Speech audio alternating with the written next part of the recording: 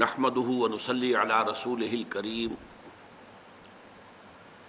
اما بعد فقد قال الله تبارك وتعالى كما ورد في آخر سورة آل عمران اعوذ بالله من الشيطان الرجيم بسم الله الرحمن الرحيم ان في خلق السماوات والارض واختلاف الليل والنهار لآيات لأولي الألباب الذين يذكرون الله قياما وقعودا وعلى جنوبهم ويتفكرون في خلق السماوات والأرض ربنا ما خلقت هذا باطلا سبحانك فقنا عذاب النار ربنا إنك من تدخل النار فقد أخزيته وما للظالمين من انصار ربنا اننا سمعنا مناديا ينادي للايمان ان امنوا بربكم فآمنا ربنا فاغفر لنا ذنوبنا وكفر عنا سيئاتنا وتوفنا مع الابرار ربنا وآتنا ما وعدتنا على رسلك ولا تخزنا يوم القيامة إنك لا تخلف الميعاد فاستجاب لهم ربهم أني لا أضيع عمل عامل منكم من ذكر أو أنثى بعضكم من بعض فالذين هاجروا وأخرجوا من ديارهم وأوذوا في سبيلي وقاتلوا وقتلوا لأكفرن عنهم سيئاتهم ولأدخلنهم جنات تجري من تحتها الأنهار ثوابا من عند الله والله عنده حسن الثواب صدق الله العظيم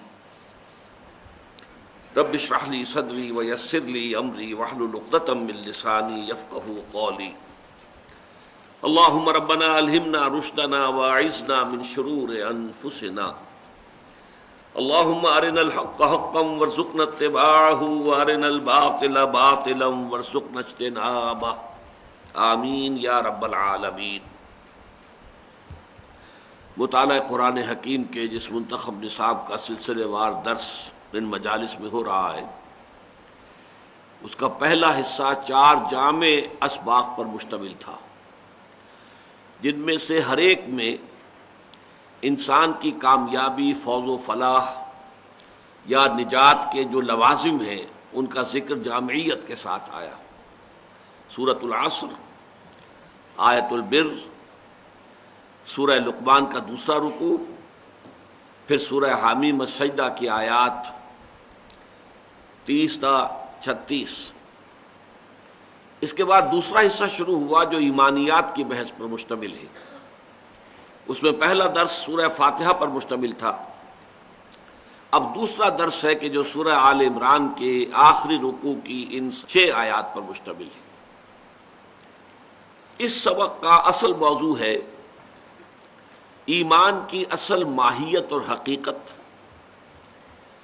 اور ایمان کی سنتھیسس کیا ہے، کس طور سے ایمان وجود میں آتا ہے، اس کے اجزاء ترکیبی کیا ہیں، کس طریقے سے وہ درجہ بدرجہ ترقی کرتے ہوئے ایمان محکم کی شکل اختیار کرتے ہیں۔ اس ضمن میں ان آیات کا جو خصوصی مقام ہے قرآن حکیم میں، اس کے لیے میں چاہتا ہوں کہ آپ کو اس کے شان نزول کے ضمن میں بھی ایک بہت اہم روایت ہے، اور پھر حضور کے معمولات میں ان آیات کا جو مقام تھا وہ بھی آپ کو بتاؤں۔ لیکن سب سے پہلے ایک اصول نوٹ کر لیجئے، کیونکہ ہم قرآن حکیم کی طویل صورتوں میں پہلی مرتبہ اس کے آخری حصے کا مطالعہ کر رہے ہیں، تو نوٹ کر لیجئے کہ قرآن حکیم کی جو طویل صورتیں ہیں، اب ایک تو وہ چھوٹی صورتیں ہیں، سورۃ العصر ہے، سورۃ النصر ہے، اب ان کا کیا ابتدا اور کیا اختتام 3 آیات پر مشتمل ہے، لیکن جو لمبی صورتیں ہیں ان کا ایک قاعدہ یہ ہے، اصول یہ ہے کہ ان کی ابتدائی آیات جنہیں فواتح کہتے ہیں، فواتح سور، اور آخری آیات خواتیم سور وہ نہایت جامع ہوتی ہیں، کیونکہ قرآن مجید کا اسلوب جو ہے وہ ہے خطبے کا، اور خطبے کا یہ سمجھ لیجئے کہ خاصہ ہے۔ کوئی کامیاب خطیب جب خطبہ دیتا ہے تو ایک تو اس کے آغاز کی بڑی اہمیت ہوتی ہے، وہ آغاز ایسا شاندار ہونا چاہیے کہ وہ سامعین کی توجہ کو فوراً اپنی طرف مبذول کر لے، اور پھر یہ کہ اگرچہ خطبے کے دوران وہ بہت سی باتیں کہے گا، مشرق و مغرب کی طرف بھی جائے گا، اس کے اندر یقیناً بہت سی چیزیں جو ہیں اضافی بھی شامل ہوگی، بڑھا بھی دیتے ہیں کچھ زیب داستاں کے لیے، لیکن پھر آخر میں آ کر نہایت جامع انداز میں اگر وہ اپنے اصل مدعا کو بیان نہ کر سکے کہ وہ لاسٹنگ امپریشن رہے سننے والوں پر، کہ جب جائیں تو ان کے ذہنوں پر وہ آخری تاثر موجود ہو، وہ جامع تصویر، تو ظاہر بات ہے کہ وہ خطبہ پھر کامیاب نہیں کہلائے گا۔ اسی طرح کا معاملہ ہے قرآن مجید کی جو طویل صورتیں ہیں، ان کی ابتدائی آیات نہایت جامع، بہت پروفاؤنڈ، اسی طرح آخری آیات، اس کی ایک بہت ہی نمایاں مثال جو ہے یہ سورہ آل عمران کی آخری آیات ہے۔ اس کے ضمن میں جو شان نزول کی روایت ہے یہ حضرت عطاء ابن ابی رباح سے مروی ہے، اور یہ مختلف جو احادیث کی کتب ہیں ان میں مروی ہے، ان میں موجود ہے، ابن مردویہ میں، عبد ابن حبید میں۔ حضرت عطاء ابن ابی رباح یہ کہتے ہیں کہ انطلقت انا و ابن عمر و عبید ابن عمیر الی عائشہ رضی اللہ عنہا۔ ایک روز میں، یعنی یہ کہ حضور کے انتقال کے بعد کا معاملہ ہو رہا ہے، یہ حضرت عطاء جو ہیں یہ صحابی نہیں ہے بلکہ تابعی ہیں۔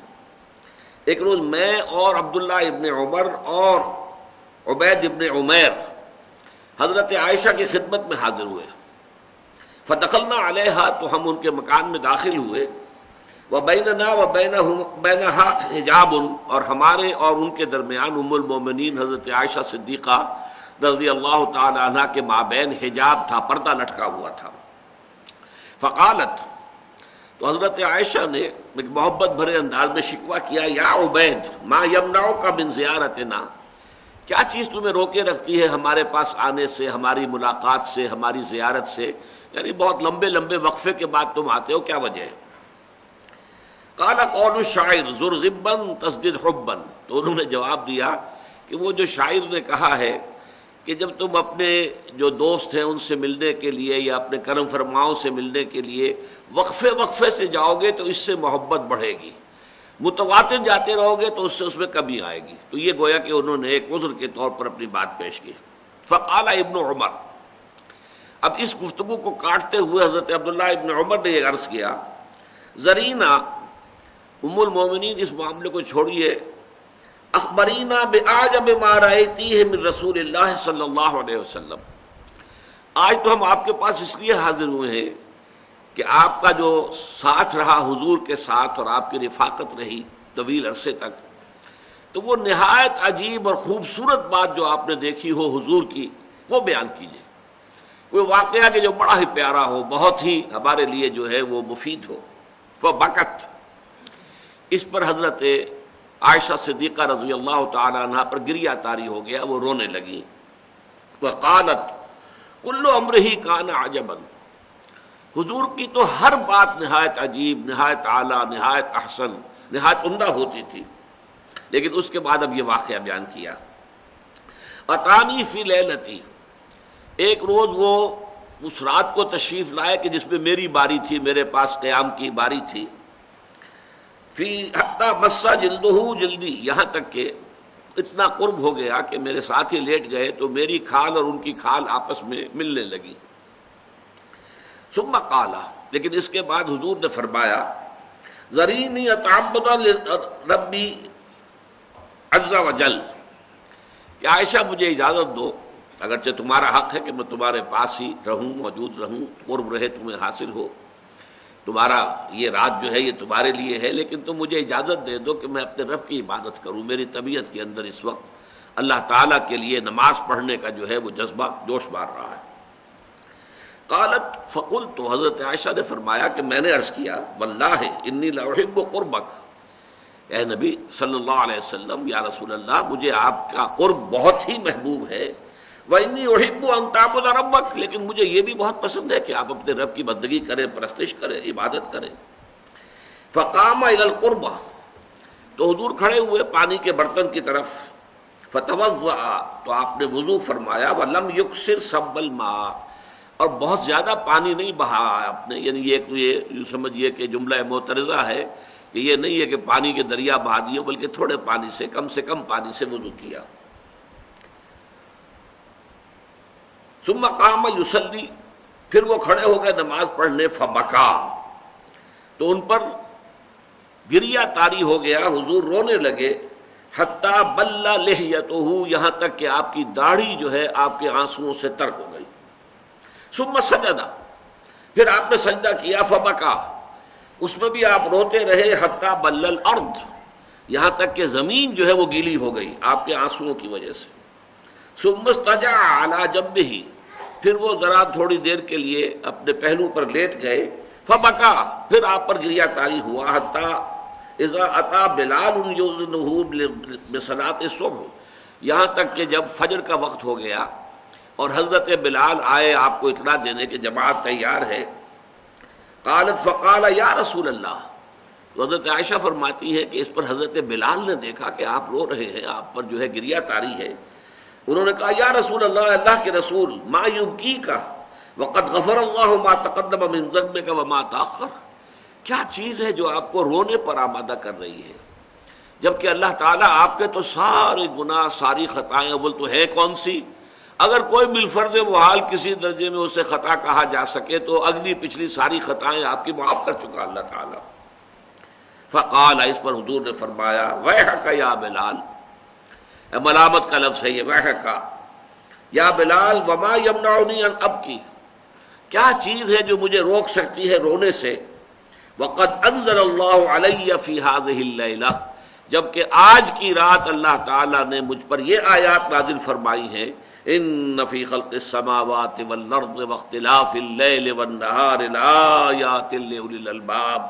ثم قال، یہ تمام آیات پڑھ کر پھر آپ نے فرمایا، ویل لمن قرأها ولم يتفکر فیہا، ہلاکت اور بربادی ہے اس شخص کے لیے جو ان آیات کو پڑھے اور ان میں تفکر نہ کرے، غور و فکر نہ کرے، سوچ بچار نہ کرے۔ تو آج اور انشاءاللہ اگلے اتوار میں ہم ان آیات پر کچھ تفکر کا حق ادا کرنے کی کوشش کریں گے حضور کے اس قول مبارک کے مطابق۔ دوسری روایات جو ہے وہ موطا امام مالک میں بھی ہے اور بخاری میں بھی اور مسلم میں بھی ہے۔ وہ حضور کا معمول یہ بیان کرتی ہیں وہ روایات کہ حضور جب رات کو تہجد کے لیے اٹھتے تھے تو جیسے ہی آپ اٹھے اور اپنے بستر ہی پر ابھی بیٹھے ہوئے ہیں تو آپ اپنے ہاتھوں سے ذرا آنکھوں کو کچھ ملتے ہوں گے، الفاظ یہ آئے ہیں کہ پھر وہ اپنے ہاتھوں سے اپنے نیند کے اثرات کو اپنے چہرے سے ہٹاتے تھے۔ فجلس یمسح النوم عن وجهه بيده ثم قرأ العشر الآخر من آل عمران، پھر وہ 10 آیتیں جو آل عمران کے آخر کی ہیں پھر آپ پڑھتے تھے، آسمان کی طرف نگاہ اٹھاتے تھے۔ یہ بخاری کے الفاظ سنا رہا ہوں۔ فلما کان ثلث اللیل الآخر، جب رات کا آخری تہائی حصہ رہ جاتا تھا، قعد، تو آپ اٹھ بیٹھتے تھے، فنظر الی السماء، آسمان کی طرف دیکھتے تھے، فقال ان فی خلق السماوات والارض واختلاف اللیل والنہار لآیات لأولی الالباب، ان آیات کی آپ تلاوت فرماتے تھے، حالانکہ ابھی آپ نے وضو نہیں کیا ہے، ابھی بستر پر بیٹھے ہوئے ہیں، ابھی آنکھ کھلی ہے، بیٹھے ہیں، آسمان کی طرف نگاہ اٹھائی ہے اور یہ آیات آپ پڑھا کرتے تھے، یہ آپ کے معمول میں داخل تھا۔ تو اس سے آپ کو اندازہ ہو سکتا ہے کہ ان آیات کی کیا اہمیت ہے اور نبی اکرم صلی اللہ علیہ وسلم کے نزدیک یہ آیات کتنی محبوب تھی۔ اب جیسا کہ میں نے عرض کیا، ان آیات کا موضوع، یہ تفکر کا پہلو اب شروع ہو رہا ہے، وہ کیا ہے؟ ایمان کی ترکیب کیا ہے، سنتھسس کیا ہے، ایمان کیسے وجود میں آتا ہے؟ آپ کو معلوم ہے کہ ایمانیات میں سب سے بنیادی ایمان، جڑ کا ایمان، وہ ہے ایمان باللہ، اللہ کو ماننا، اللہ کو پہچاننا۔ اس کے ضمن میں ایک بات جان لیجئے جو قطعی ہے، یقینی ہے، وجود باری تعالیٰ کے لیے کوئی منطقی دلیل موجود نہیں ہے، نہ کوئی سائنٹیفک دلیل موجود ہے. یہ دونوں کی نفی کر رہا ہوں. سائنٹیفک کیسے ہوگی؟ سائنس کا سارا دائرہ جو ہے محسوسات کا عالم ہے، عالم مادی، دی میٹیریل ورلڈ. سائنس کا دائرہ اس سے باہر ہے ہی نہیں، اور اللہ تعالیٰ کی ذات اس عالم مادی سے وراء الورا ثم وراء الورا ثم وراء الورا، لہذا کسی سائنسی دلیل کا ہونا ممکن نہیں. اسی طریقے سے منطق بھی در حقیقت مبنی ہے ہمارے مشاہدات کے اوپر. نطق، ہماری بات چیت، ہماری گفتگو، اسی کا نام منطق ہے. اور ہمارے سارے تصورات جو ہیں وہ ہمارے مشاہدات پر مبنی ہوتے ہیں. تو منطق کی بھی رسائی نہیں ہے، وہاں تک اللہ تک پہنچنا ممکن نہیں ہے. یہ میں پہلے بھی ایک موقع پر آپ سے عرض کر چکا ہوں، آج ذرا کیٹیگوریکلی اس کو بیان کر رہا ہوں کہ فلسفہ اگر وہ واقعتاً صحیح فلسفہ ہے، پیور فلسفی جس میں عقل سے اور منطق سے بات ہو رہی ہو، اس کا لازمی نتیجہ کیا ہے؟ دو میں سے ایک جگہ انسان پہنچے گا، یا ایگنوسٹسزم کہ کچھ معلوم نہیں، کوئی حقیقت معلوم نہیں، ہم حقیقت جان ہی نہیں سکتے. ایگنوسٹسزم، لا ادریت، لا ادری، میں نہیں جانتا، ہم نہیں جانتے، کچھ نہیں جانتے. کہ کس نقشد و نقشاید بحکمت معمارا، کہ یہ جو کائنات کی گتھی، یہ الجھی ہوئی ڈور ہے، اس کو نہ کوئی کھول سکا ہے نہ کھول سکے گا دلیل کے ذریعے سے اور منطق کے ذریعے سے. کہ کس نقشد و نقشاید بحکمت معمارا، تو یہ یا تو ہوگا ایگنوسٹسزم، لادریت، یا اسکیپٹسزم، ارتیابیت، شکوک و شبہات. بس یہاں تک کہ وہ شبہ اس میں بھی ہو جائے گا کہ ہم بھی ہیں یا نہیں، نہ ابتدا کی خبر ہے نہ انتہا معلوم رہا، یہ وہم کہ ہم ہیں، سو یہ بھی کیا معلوم. They can't say it surely کہ ہم ہیں، ہمارا وجود ہے. یہ بھی ہو سکتا ہے سراب ہو، دھوکہ ہو. تو جو عقل خالص ہے، عقل خالص، اس کا لفظ بعد میں بھی آئے گا، یہ اس لیے کہ پیور ریزن کا لفظ استعمال کیا کانٹ نے، ایک کریٹیک آف پیور ریزن. عقل خالص جو ہے وہ درماندہ ہے اس معاملے کے اندر کہ وہ اللہ تک نہیں پہنچ سکتی. وہ جو اقبال نے کہا ہے کہ گزر جا عقل سے آگے کہ یہ نور چراغ راہ ہے، منزل نہیں ہے. یہ منزل تک نہیں پہنچا سکتی، کچھ پوائنٹ تو کرتی ہے کہ ادھر کچھ، ادھر ہے کچھ ہے ادھر، لیکن عقل منزل تک نہیں پہنچتی. یہ عقل جو ہے، عقل گو آستان سے دور نہیں، اس کی قسمت میں پر حضور نہیں، یہ وہاں تک پہنچتی نہیں ہے، پہنچ نہیں سکتی ہے. تو عقل خالص جو ہے، پیور فلسفی، میں نے عرض کیا، یا وہ لا ادریت کو جنم دیتی ہے اور یا وہ ارتیابیت کو جنم دیتی ہے، یا اسکیپٹسزم یا ایگنوسٹسزم. اللہ تعالیٰ کے وجود کے لیے ارسطو کے زمانے سے، ارسطو جو ہے حضرت عیسیٰ سے بھی کئی سو برس پہلے کی شخصیت ہے. منطق دنیا میں جو مانی جا رہی ہے وہ ارسطو سے شروع ہوتی ہے، جو مغربی منطق ہے. اگرچہ انڈیا میں منطق اس سے بھی پہلے موجود تھی اور بہت زیادہ ڈیولپڈ تھی ہندوستان کی منطق، لیکن چونکہ بعد میں تو اب یہ جو دور ہمارا ہے اس میں تو ہر چیز جو ہے وہ مغرب کی ہے، اس کی چھاپ پڑی ہوئی ہے، مغرب کا روب ہے. فلسفہ ہے تو مغرب کا، سائنس ہے تو مغرب کی. تو مغرب کا جو فلسفہ ہے اس میں منطق کا آغاز ہوا ہے ارسطو سے. ارسطو کے زمانے سے اللہ تعالیٰ کے وجود کے ثبوت کے لیے 3 دلیلیں پیش کی جاتی رہی. علامہ اقبال نے اس کا ذکر کیا ہے کہ کانٹ نے، ایمینوئل کانٹ جو ہے وہ جدید فلسفہ میں بہت اہم مقام کا حامل ہے، ایک لینڈ مارک ہے. اس نے ان 3 دلیلوں کو کاٹ کر رکھ دیا کہ ان میں سے کوئی دلیل بھی منطق کی ترازو میں پوری نہیں اترتی، بلکہ منطق کو کاٹتی ہے. ان الحدید بالحدید یفلح، لوہا لوہے کو کاٹتا ہے، اسی طرح منطق کو کاٹ دیتی ہے. تو یہ دلائل کیا تھے؟ دلیل انی، اذعانی طور پر، افی اللہ شک فاطر السماوات والارض، کیا اللہ کے بارے میں بھی کوئی شک ہو سکتا ہے جو آسمان اور زمین کا خالق ہے؟ اب یہ ایک ذرا زور تو ہے، خطیبانہ انداز ہے، پر زوردار انداز کے اندر دلیل کہاں ہے؟ اس میں دلیل تو نہیں ہے، منطقی طور پہ کوئی دلیل نہیں. اس کو آنٹولوجیکل دلیل کہتے ہیں. دلیل انی، دلیل لمی، کہ ہر چیز کے اندر کوئی حکمت ہے. اس کائنات کی جس شے پر غور کرو گے اس میں کوئی نہ کوئی پرپس ہے، پرپس فلنس، یہ اصول ہے اس تخلیق کا. اور ظاہر بات ہے کہ پرپس فل ہونا بتاتا ہے کہ پیچھے کوئی ذہن ہے جو کار فرما ہے. جس نے کہ کسی ارادے کے تحت اور کسی حکمت کے تحت اس کائنات کو تخلیق کیا ہے. یہ جو ہے ٹیلیولوجیکل آرگومنٹ کہلاتا ہے. پھر کاسمولوجیکل آرگومنٹ وہ ہے جو ہمارے عام جو واعظین ہیں وہ بھی استعمال کرتے ہیں. ہمیشہ جب بات ہوگی مساجد میں کیسے ممکن ہے کائنات ہو اور اس کا پیدا کرنے والا نہ ہو؟ یہ کیسے ہو سکتا ہے کہ جہاز چل رہا ہو اور جو ہے اس کا آپ کہیں کہ کوئی بنانے والا ہے ہی نہیں، خود بخود بن گیا ہے؟ یہ کیسے ہو سکتا ہے؟ تو عام آدمی کو یہ دلیل جو ہے یہ کافی اپیل کرتی ہے کہ یقیناً یہ خلق جو ہے خالق کے وجود پر دلالت کرنے والی شے ہے. لیکن آپ دیکھیں گے تو یہ خطرناک دلیل جو ہے اگلا قدم یہ بڑھاتی ہے عقل کہ اچھا اگر بغیر کسی کے پیدا کیے کوئی شے پیدا نہیں ہو سکتی، مان لیا ہم نے، تو اللہ کو کس نے پیدا کیا یہ بتاؤ. پھر اللہ بھی بغیر پیدا کیے کرنے والے کے پیدا نہیں ہونا چاہیے. تو دلیل نے دلیل کو کاٹ دیا. یا تو اس کو بھی مانو، اگر تو دلیل کو اگر اس کو تسلیم کرتے ہو کہ کوئی ہستی کوئی شے بغیر کسی صانع کے، کسی پیدا کرنے والے کے، کسی خالق کے پیدا نہیں ہو سکتی، تو اللہ تعالیٰ کیسے پیدا ہو گیا جس کو تم مانتے ہو کہ اس کا پیدا کرنے والا کوئی نہیں؟ دلیل آ کر یہاں کٹ گئی. بہرحال کانٹ نے ان تینوں کے بارے میں کہا، اگرچہ دو دلیلیں پھر بعد میں اور بھی دی گئی ہیں اللہ تعالیٰ کی ہستی پر. ایک ہسٹوریکل کہ تاریخ میں ہمیشہ سے ہر معاشرے میں یہ مانا گیا ہے کہ کوئی پیدا کرنے والا ہے. لیکن اگر اس دلیل کو مانے تو پھر تاریخ میں ہر معاشرے میں شرک بھی موجود رہا ہے. جس قدر تسلسل شرک کو رہا ہے کہ ایک پیدا کرنے والے کو مان کر اس کے ساتھ نائبین، اس کے ساتھ جو ہیں اس کے لاڈلے، اس کے منہ چڑھے، جن کی سفارش کو وہ روک نہیں سکے گا، یہ سارے تصورات بھی رہے کہ نہیں رہے؟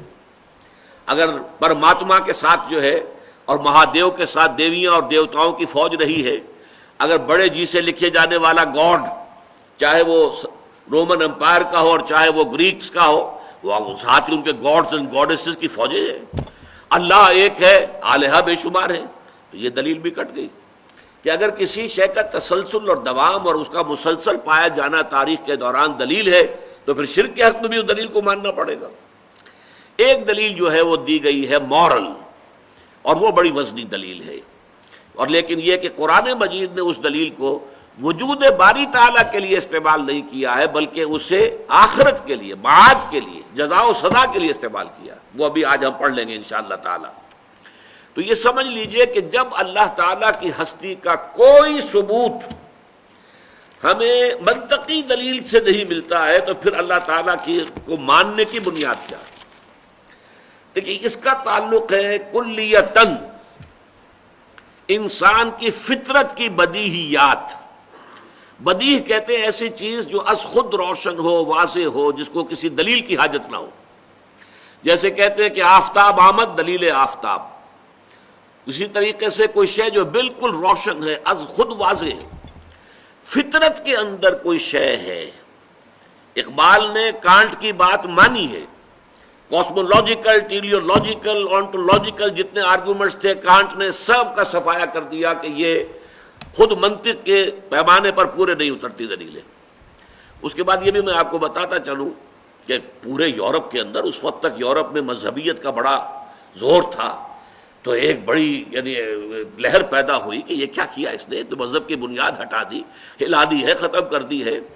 اب یہ بھی ہو سکتا ہے کہ معاشرے کے دباؤ کی وجہ سے، جیسے ہم دیکھتے ہیں علامہ اقبال نے جب شکوہ نظم لکھی تو بڑا ایک طوفان مچ گیا کہ یہ ایسی گستاخی اللہ تعالیٰ کی جناب میں، اور اس طرح کا انداز، اور یہ باتیں کرنا اس طرح اللہ کے ساتھ. جب شکوہ، پھر علامہ نے جواب شکوہ لکھا تو پھر یہ کہ لوگوں کے سامنے واضح ہوا کہ یہ در حقیقت ایک پیغام دینے کا ذریعہ تھا. ہو سکتا ہے کانٹ کا معاملہ بھی یہی ہو، لیکن اس نے پہلی کتاب لکھی critique of pure reason, pure reason, عقل خالص، جو میں نے ابھی لفظ استعمال کیا تھا، اور ثابت کر دیا کہ عقل خالص کے ذریعے سے خدا کو ماننے کے لیے کوئی بنیاد موجود نہیں ہے، کوئی دلیل نہیں. ساری دلیلیں کاٹ کر توڑ پھوڑ کر رکھ دی. لیکن پھر کچھ عرصے کے بعد اس نے کتاب لکھی کریٹیک آف پریکٹیکل ریزن. ایک دلیل عملی ہے. انسان کا عمل درست نہیں رہ سکتا جب تک کہ وہ خدا کو نہ مانے.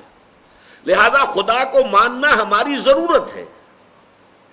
اگر خدا نہیں بھی ہے تو ہمیں خدا تصنیف کرنا چاہیے، خدا بنا لینا چاہیے، اس لیے کہ اس کے بغیر ہمارے ہاں اخلاق کا، انسان کے اندر نیکی کا کوئی امکان نہیں. مورل جو لا ہے اس کو اس نے استعمال کیا ہے بعد میں.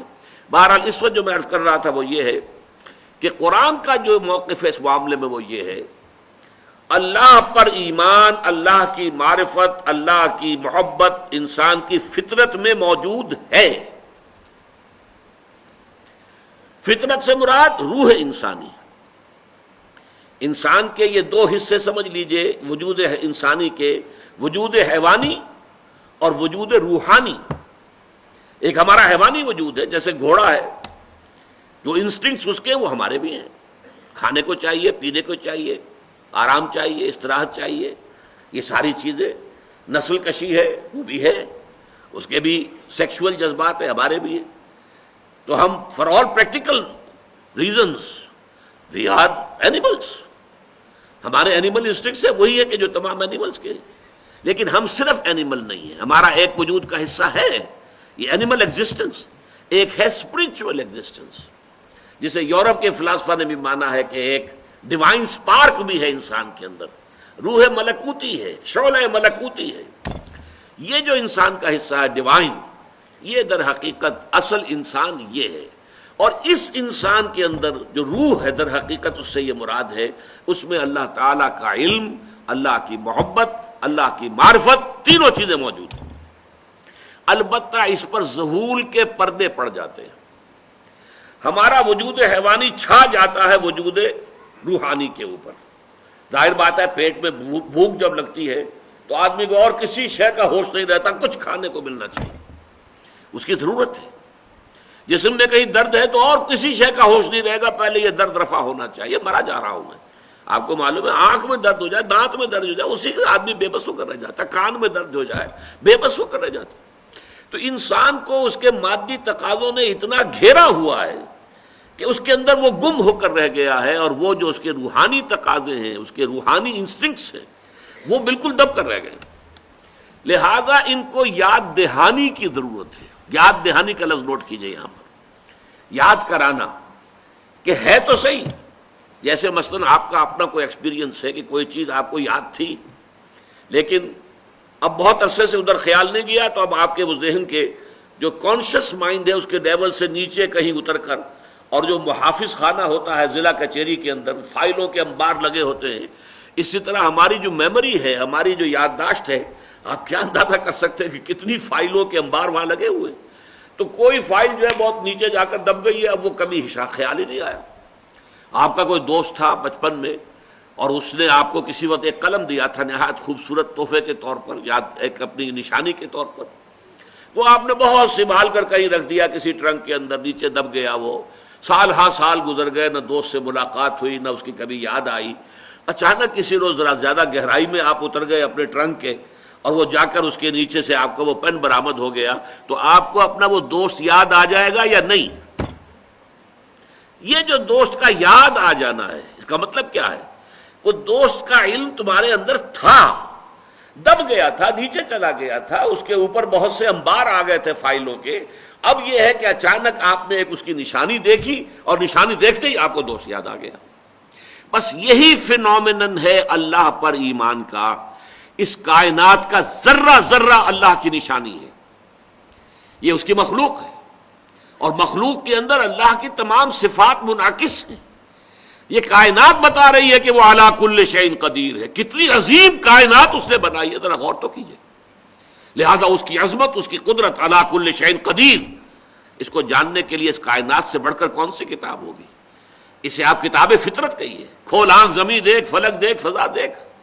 افلا ينظرون الى الابل كيف خلقت والى السماء كيف رفعت والى الجبال كيف نصبت والى الارض كيف سطحت فذكر انما انت مذکر. دیکھیے پیارا انداز ہے.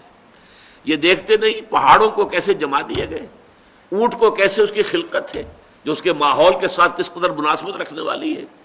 زمین کو نہیں دیکھتے کیسے بچھا دی گئی ہے، آسمان کو نہیں دیکھتے کیسے اٹھا دیا گیا ہے. تو اے نبی آپ یاد دہانی کرائیے، آپ کا کام یاد دہانی کرانا ہے.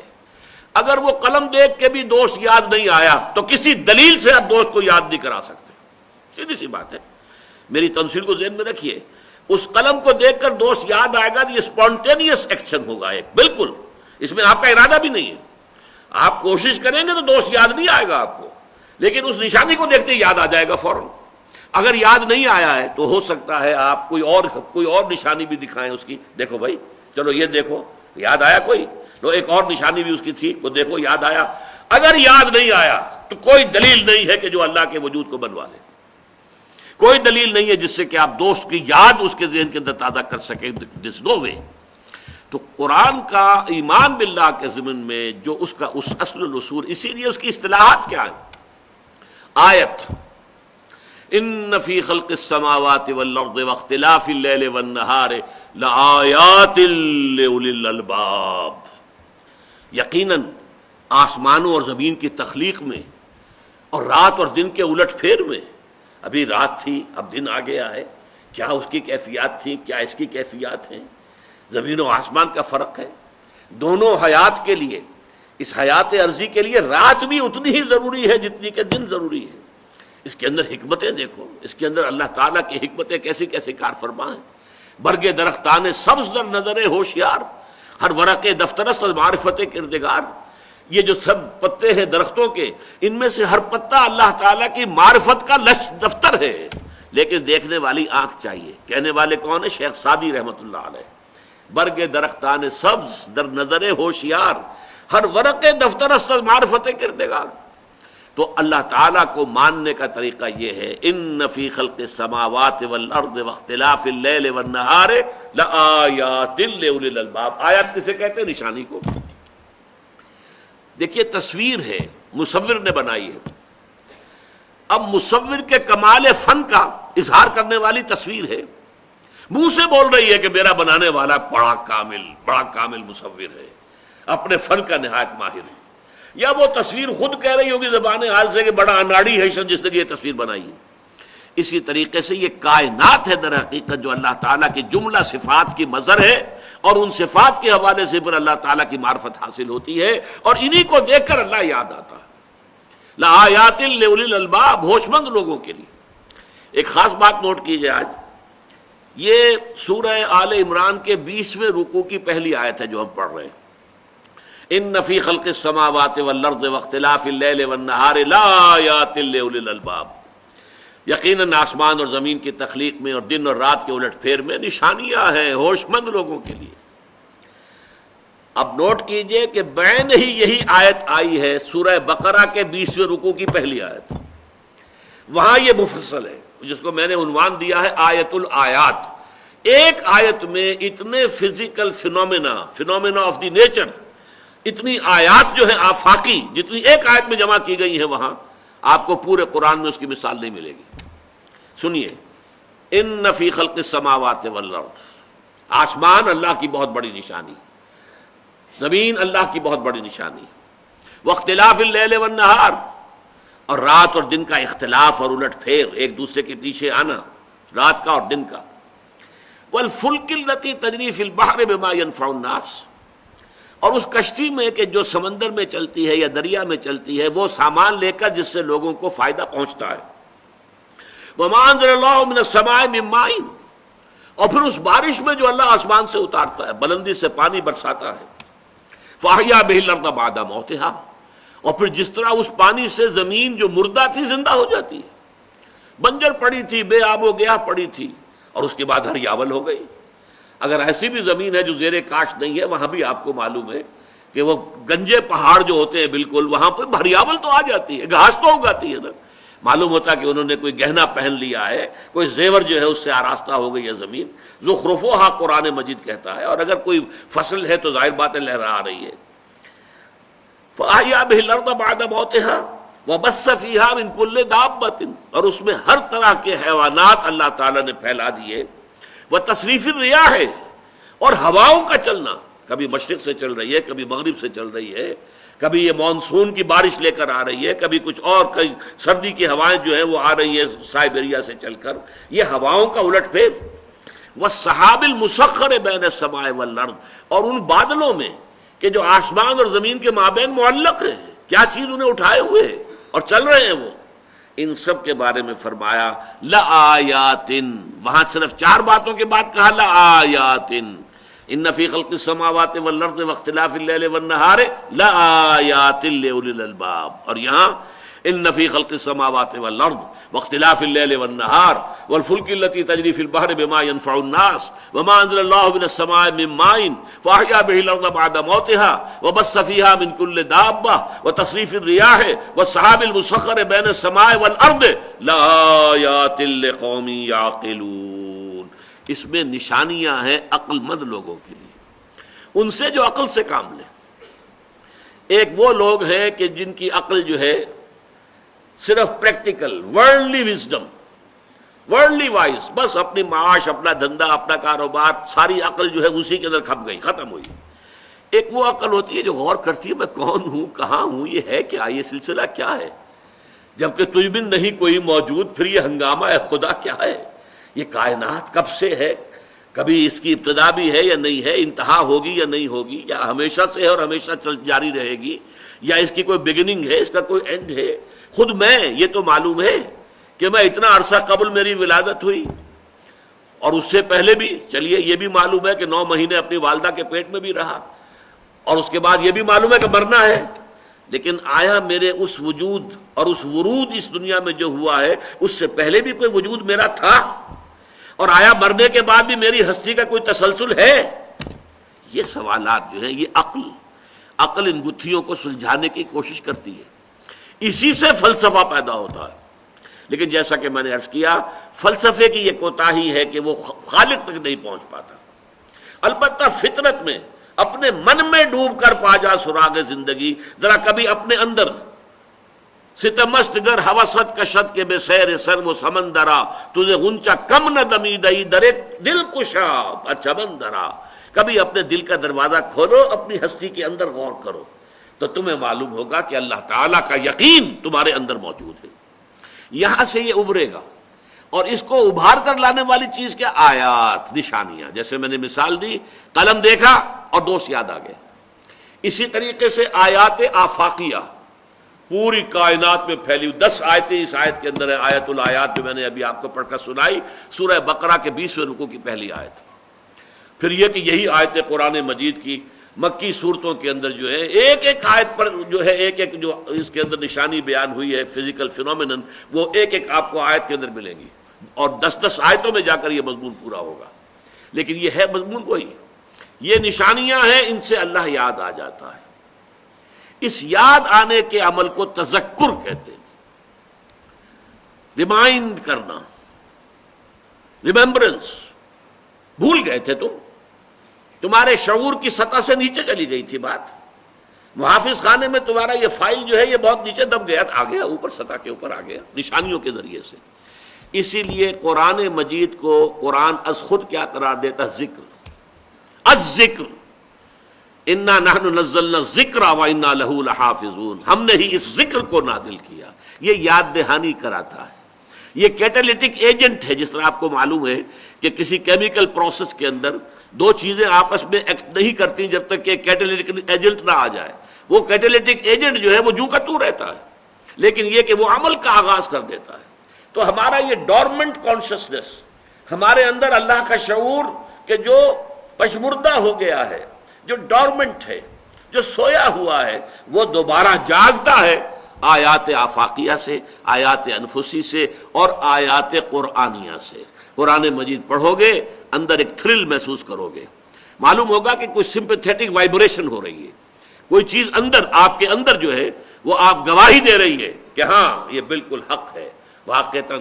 جیسے کہ ایک جو حضور کی جو تہجد کی دعائیں ہیں، ان میں بڑی پیاری دعا ہے، بہت لمبی ہے، میں صرف اس کا درمیانی حصہ سنا رہا ہوں۔ انت الحق ووعدک الحق وقولک حق ولقاؤک حق والجنۃ حق والنار حق والساعۃ حق ومحمد حق والنبیون حق والقرآن حق۔ یہ دعا، اے اللہ تو حق ہے، تیرا قول حق ہے، تیرا فرمان حق ہے، تیرے وعدے حق ہیں، تیری کتاب حق ہے، تیرے نبی حق ہیں۔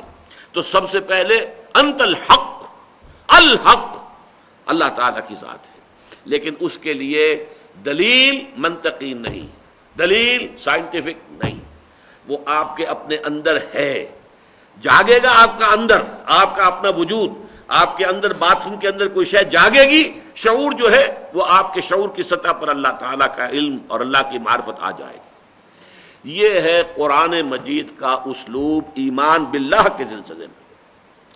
باقی فلسفے کے بارے میں میرے پاس پرانے نوٹس ہیں، ان میں سے کانٹ کا نے بھی جو بعد میں جیسا کہ میں نے عرض کیا کہ اللہ تعالیٰ پر ایمان کے لیے مورل آرگومنٹ بعد میں یوز کیا ہے، وہ بعد میں آئے گا ہماری بحث کے اندر انشاءاللہ، لیکن اپیئرنس اینڈ ریئلٹی یہ بڑی ایک مارکت الارا کتاب ہے بریڈلے کی، یہ برٹش فلاسفر تھا بہت ہی یعنی اونچے معیار کا، اس نے فلسفہ کے بارے میں بڑی پیاری بات کہی ہے۔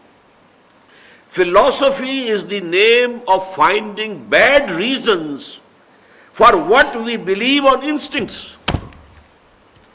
یہ بات ایمان باللہ کے ضمن میں اللہ کے قرآن کے اسلوب پر 100% راستہ تھی۔ اللہ کا یقین ہمارے اندر ہے، ہمارے وجود میں پیوست ہے، ہماری روح کے اندر ہے، صرف پردے پڑ گئے ظہول کے۔ ہم چونکہ بہت، جس کو اقبال نے کہا ہے کہ کافر کی یہ پہچان کے آفاق میں گم ہے، اور مومن کی یہ پہچان کے گم اس میں ہے آفاق۔ جب انسان آفاق کے اندر، اس میٹیریل ورلڈ کے اندر اپنی ضرورتیں یا تعیشات، ضرورت سے آگے بڑھ کر معاملہ چلتا ہے، تو پھر یہ ہے کہ کچھ اور چیزیں ہونی چاہیے، کچھ اور ہونا چاہیے، حل من مزید ہے۔ یہ جو جوڑ الارض ہے یہ ختم نہیں ہوتی، الہاکم التکاثر حتی زرتم المقابر، یہ زیادہ سے زیادہ حاصل کر لینے کی جو تمہاری طلب ہے یہ ختم نہیں ہوتی، تمہیں غافل کیے رکھتی ہے یہاں تک کہ تم قبروں تک جا پہنچتے ہو۔ آپ دیکھتے ہیں بڑے میاں جو ہے وہ صاف نظر آ رہا ہے کہ قبر میں پاؤں لٹکائے بیٹھے ہوئے ہیں، لیکن ہوس ختم نہیں ہوتی، لالچ ختم نہیں ہوتا۔ اس کے بعد بھی حالانکہ یہ معلوم ہو کہ 10 پشتوں تک کے کھانے کے لیے سامان موجود ہے بڑے میاں کے پاس، لیکن پھر بھی اس کے اندر مزید لالچ، حل بن مزید، اس کی بات ختم نہیں ہوتی۔ لہذا جو لوگ اس میں گم رہیں گے انہیں تو ظاہر بات ہے کہ اللہ تعالیٰ کا خیال نہیں آئے گا، اور آپ کسی دلیل سے اللہ منوا نہیں سکیں گے ان سے۔ البتہ ایک ہے ماننا صرف تقلیدی انداز میں، ہم مسلمان ہیں ہم مانتے ہیں اللہ کو، یہ اور بات ہے۔ ایک یہ کہ آپ دل سے مانتے ہوں، یقین کے ساتھ مانتے ہوں، آپ کے دل میں اس پر یقین قائم ہو چکا ہو، یہ بالکل شے دیگر ہے۔ ایک ہے وراثتی ایمان، موروثی ایمان، ہمارا ایک ریشیل کریڈ ہے، ہم مسلمان پیدا ہوئے، اللہ، رسول، آخرت، جنت، دوزخ، یہ نام ہم نے بچپن سے سیکھ لیے، اور وہ چونکہ اب ہم مسلمان ہیں تو ہم ان باتوں کو مانتے ہیں۔ یہ بالکل اور شے ہے، یہ ڈوگما ہے، یہ تو ہمارے عقائد ہیں۔ ایمان جسے کہتے ہیں کہ اللہ کی ہستی پر ایمان، اور جس کا سب سے بڑا مظہر کیا ہوگا، میں نے ابھی جو آپ کو سورہ بقرہ کی 20ویں رکوع کی آیت سنائی ہے، پہلی آیت، اگلی آیت میں کیا ہے؟ والذین آمنوا اشد حبا للہ۔ جو لوگ ان آیات آسمانی، آیات سماوی، آیات ارضی، آیات انفسی، آیات قرآنی کے ذریعے سے اللہ کو پہچان لیتے ہیں، پھر ان کی محبوب ترین ہستی اللہ ہوتا ہے۔ اشد حبا للہ، ان کی محبتیں پھر مرکوز ہو جاتی ہیں، محبتیں ہیں، اولاد کی بھی ہے، ملک کی بھی ہے، وطن کی بھی، یہ سب تابع رہ جائیں گی۔ ان تمام محبتوں پر سب سے اونچی محبت اشد حبا للہ، یہ ہے اصل ایمان۔ جب تک کہ انسان کی زندگی میں محبوب ترین ہستی اللہ نہ ہو جائے، حقیقت ایمان سے اسے کچھ حاصل نہیں ہے۔ بارک اللہ لی ولکم فی القرآن العظیم ونفعنی وإیاکم بالآیات والذکر الحکیم۔